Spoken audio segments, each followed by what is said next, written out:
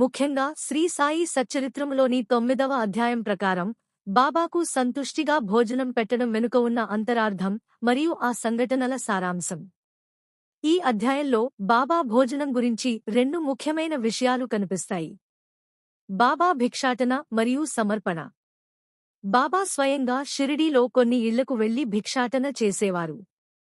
భక్తులు ప్రేమతో ఇచ్చే రొట్టె ముక్కను లేదా కూరను ఆయన ఎంతో తృప్తిగా స్వీకరించేవారు. బాబాకు భోజనం పెట్టడం అంటే కేవలం రకరకాల పదార్థాలను వడ్డించడం కాదు, పరిపూర్ణమైన భక్తితో మరియు ప్రేమతో సమర్పించడం. తార్ఖడ్ కుటుంబం మరియు బాబా భోజనం.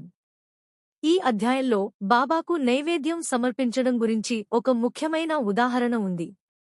శ్రీమతి ఆత్మారాం తార్ఖడ్, బాబా భక్తురాలు, షిరిడీలో ఉన్నప్పుడు కుక్కకు రొట్టె పెట్టగా బాబాకు భోజనం పెట్టడం ద్వారా ఆయనను ఎలా సంతృప్తిపరచవచ్చో మనకు అర్థమవుతుంది. ప్రేమతో కూడిన ఆహ్వానం, ఆత్మారాం కొడుకు మాట కోసం చేసిన పూజ నైవేద్యం స్వీకరించేందుకు బాబా వారింటికి వెళ్లారని చెప్పటం. ఆత్మారాము భార్య సంకల్పం మేరకు వంకాయ పెరుగు పచ్చడి, వంకాయ వేపుడు కూర, పేడ బాబా గ్రహించుట.